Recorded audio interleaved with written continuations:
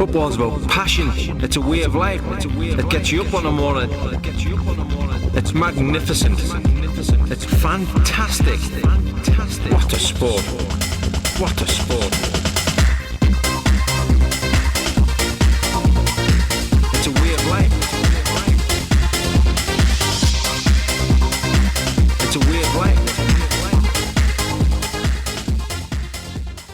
Welcome to another episode of Retro Football. A few of you guys have asked me to take a look at one of the FIFA games on the PlayStation Vita. So I'll try this, FIFA 14, because I am emulating this, hence why I said try. Getting FIFA games to work well on the Vita, or emulating them, isn't easy. Or rather, it's easy, but a lot of the time, they don't work too well. So far, so good.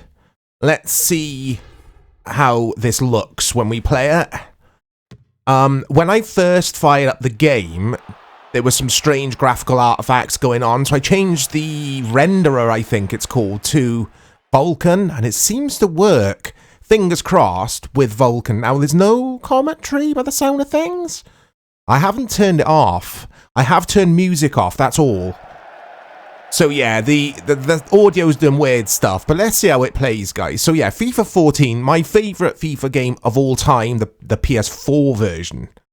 I'm not entirely sure what version, or rather, I'm not entirely sure if this is going to be similar to the PS4 version, or to the PS2 version. Did we get this on PS2? FIFA 14, I'm sure we did, guys. Anyway. Let's have a look at this. Yeah, the audio's proper messed up, isn't it? I can't hear any crowd stuff. Okay, it's playing alright, though.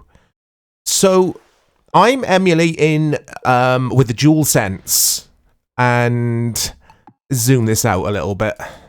Camera height up. There you go, zoom out.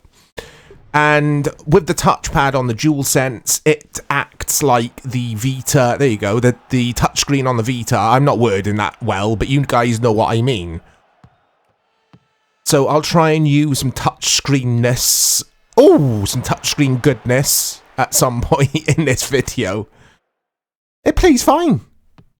It's a little bit rough, but that is the emulation, not the game. Now this feels very similar to FIFA 14 on PS4. And the crowd kicks in randomly, and then it's going to disappear. He's in. He's going to score. He taps in. Oh, I got a trophy. What I'm going to do, guys, quick edit here. I'm going to jump into my NVIDIA control panel, and I'm going to make sure this is using my graphics card as well, and make sure VSync and all that goodness is turned on as well. 1-0 to Milan. I shall be back in a sec. I am back. Let's see if that helps, because it wasn't using VSync in NVIDIA control panel. I've also allocated my graphics card or set the graphics card to use this Vita emulation software within the Windows utility as well. Okay, career mode. So it's very FIFA 14 in regards to the presentation, if not identical. And FIFA 14 on PS4, if you guys haven't played it, well worth picking up. You can pick it up for a couple of quid now. And like I say, it's a very, very good football game. My favourite FIFA. One of my favourite football games of all time. And yeah, that little tiny bit I played earlier in the friendly against Man City, I liked what I've played, even though it feels like there are some VSync issues here to me. But it might not be that. It could be anything. So Vita emulation as things stand compared to a year ago has improved. It's come on leaps and bounds, but it's still rough. I think it's still rough because this game, FIFA 14, is in the compatibility list. I haven't seen these little menus before, right? How do I submit? I'm pressing the touchpad on the DualSense. How do I submit? I just want to press OK. Right, let's get the mouse out. Oh, your Windows mouse works with the Vita software. Wow. I didn't know that. Right, go away, mouse. Mouse cursor, not mouse. You stay there where I can see you. Right, I'm going to try and buy a player, because I never do this on Retro Football. I usually just play the matches, so bear with me and let's see how the transfers work. Again, it looks identical to FIFA 14 PS4. But yeah, as I was getting at just now, it is rough. Vita emulation. I featured F1 2011 a few days ago as I'm recording this. That worked well for the most part, but there was some weird shadow effect of the cars, of the AI cars on the track at all times, even when the AI cars were nowhere near me, which was quite funny. When I was making the video, I thought they might be clouds, like an idiot. Obviously, they were cars, supposed to be cars. So it reminds me a little bit of PS3 emulation when that was in its infancy, RPCS3 specifically. But now that software is just more or less perfect. Not every game, but a lot of the games. And this will get there as well. It's just teething issues. It's, like I say, it's in its infancy. Let's get Fabregas in. I say it's in its infancy. I do think Vita emulation has been around for a while now, hasn't it? I don't know. It is a console I like, and it's an interesting console to feature on the channel and have a look at some of these games to see how different they are to the home console counterparts. So the board want Man United to finish in the top 2, which was realistic for the time. And yeah, I mean, all of this works perfectly. You would have the music on in the background as well, but like I said, I've turned it off due to licensing reasons. It's just when you get to the action, it feels like... It feels a tad jerky to me. Oh, here we go again. You could type in the player names using the keyboard. Look at this technology, eh? But will it find Cesc Fabregas? It does! I'm impressed. Yeah, it's just off for... Oh, well, right, we'll forget that anyway. Larsson's a better player than Fabregas. He's not, but we'll pretend he is. So yeah, let me know if you played FIFA 14 on the Vita. I remember my brother Matt, big shout out to Matt, he brought his Vita over to my place, my old house now. I'm in a new house since then. I've actually moved twice since then. Anyway... And he had a FIFA game. I don't know if it was this. I think he had FIFA 13. And I thought that was very good on the Vita as well. So look, the crowd look weird, don't they? And there's some weird flags in the... I was going to say in the away end. Is that the away end at Old Trafford? I think it is. It's either the away end or the disabled end, or it's both. They used to... Old Trafford, bit of information, pointless information for you. They used to sit the disabled fans... under the away fans. It used to annoy me, and then the away fans would sometimes, not always, but when they throw stuff and they get frustrated, I just thought that was poor from the club, and I support Man United. Anyway, yeah, this is Ropey emulation, this, but you can tell, or I could tell, this is a very good football game. Very good. I don't know if it's using the same engine as FIFA 14 PS4, which would be... It wouldn't be Frostbite. It was the... What was the engine called? My mind's gone blank, guys. Not the Origin engine. Was there an Origin engine? I've just made that up. But FIFA 14, 15, 16 ran on an engine, and I loved that trilogy of games, basically, is what I'm getting at. And this feels like it's running on that same engine. Which name escapes me. I do know it. I forgot it. Surprise, surprise. He goes for a shot from there. This is fantastic, this. It seems to be settling. Now, we do have to remember the shaders will be loading in the background, so maybe you've just got to wait for them to settle. I've turned off the notification that tells you that it is installing or loading the shaders. And it feels a bit smoother than it was earlier, but... there's still a lot of work to be done because I wouldn't want to play this for any serious amount of time due to the weird audio stuff, the weird graphics. At some point... Hold that thought. Van Persie.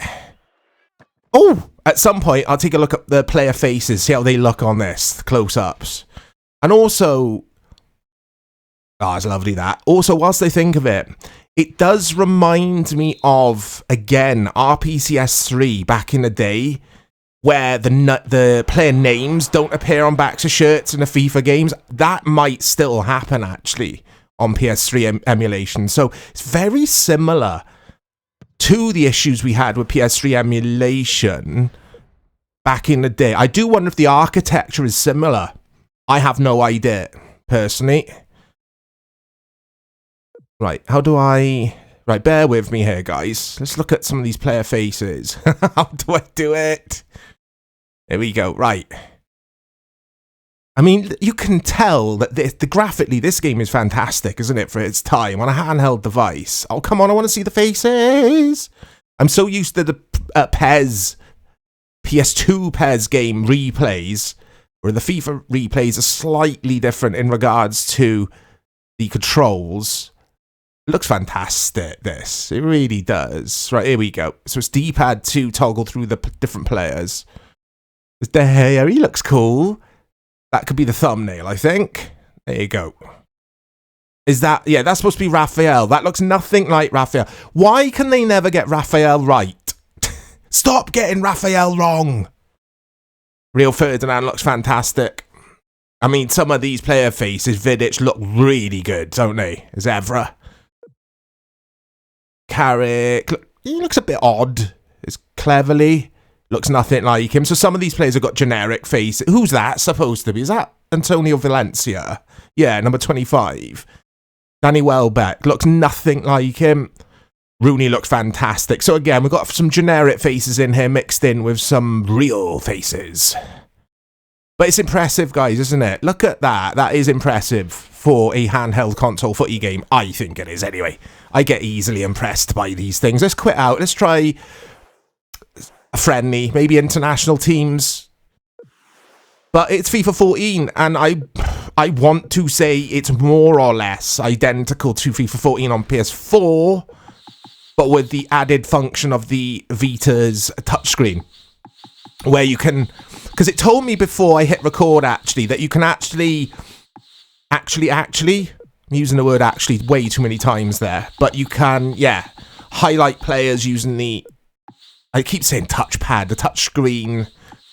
You can take shots with the touchscreen. You can position players with the touchscreen. So that extra functionality adds a bit of... Or adds its own unique spin on an otherwise fantastic game, which I would probably buy on PS4 instead. But I guess if you want something just to play in bed on your handheld or on the train or whatever, this was a good alternative.